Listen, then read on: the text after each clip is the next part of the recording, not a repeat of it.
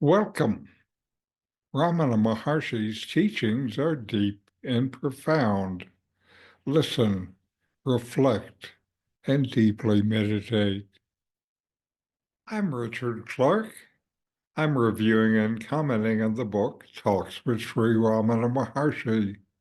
Today is from Talk 638. For the last few days, a rule is in force by which the visitors are not allowed to enter the hall between 12 noon and 2:30 p.m. A few Muslim visitors came to the Asramam in the interval today. The attendant promptly told them that they should not disturb Sri Bhagavan's rest at this hour. Sri Bhagavan quietly got down from the sofa and came out of the hall.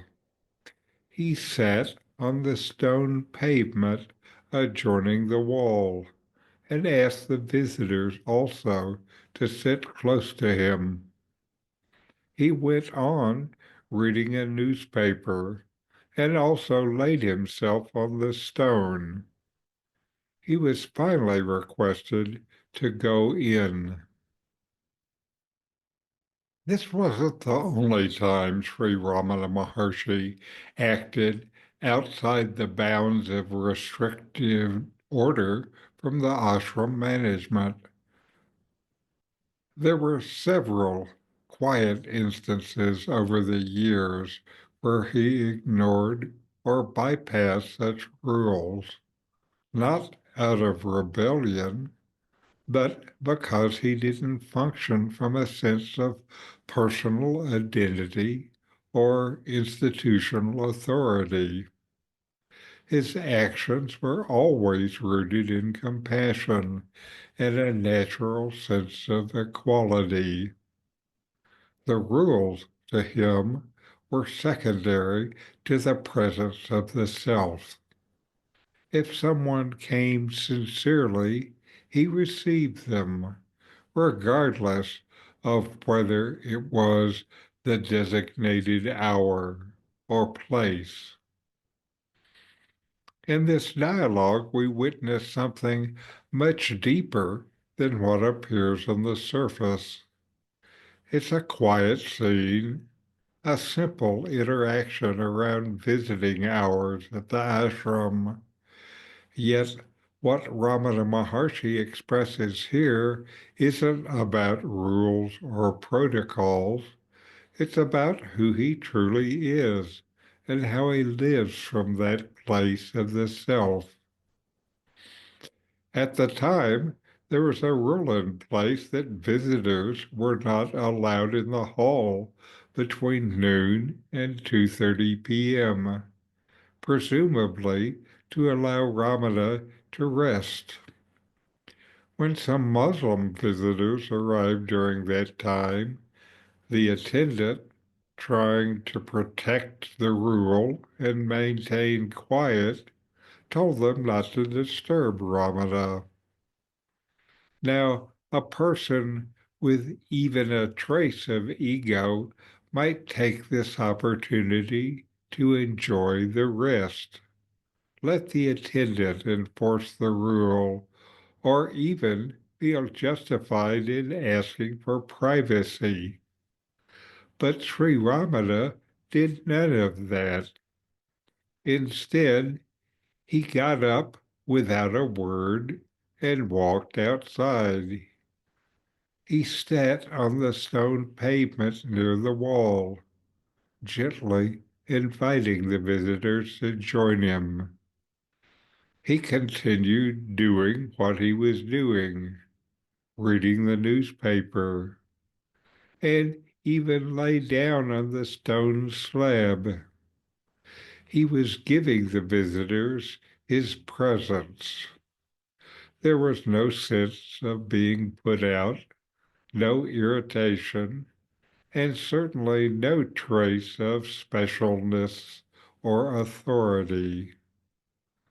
Finally, someone asked him to return inside, and he did.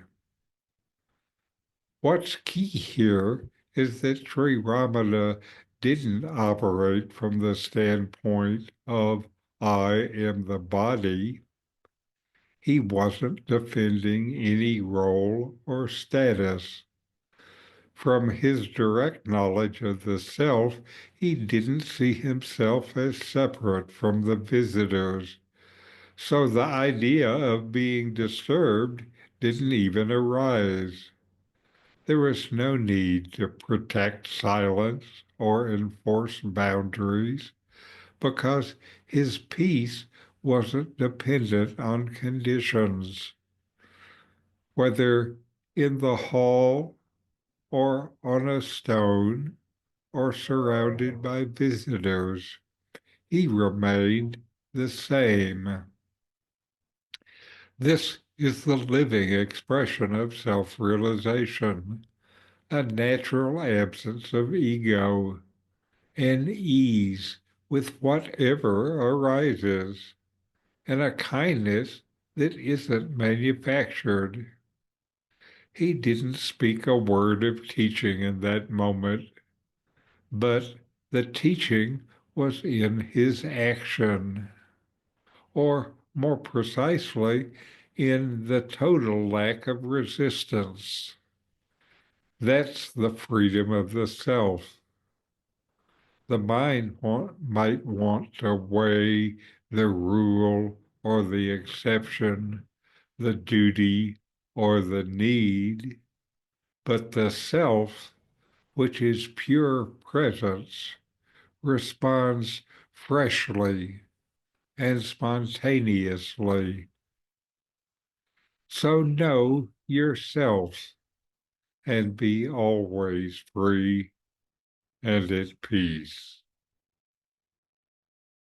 In 40 verses on reality, Ramana Maharshi explains the nature of the self, the ultimate reality, and self-inquiry. My new book, with my comments and inquiry questions, opens these teachings up and brings them into your practice and experience. Available now from Amazon. Link in the video description. These videos bring Ramana's teachings into your direct experience. Click subscribe to see more. Click thumbs up to like, and send questions and start a dialogue with a comment.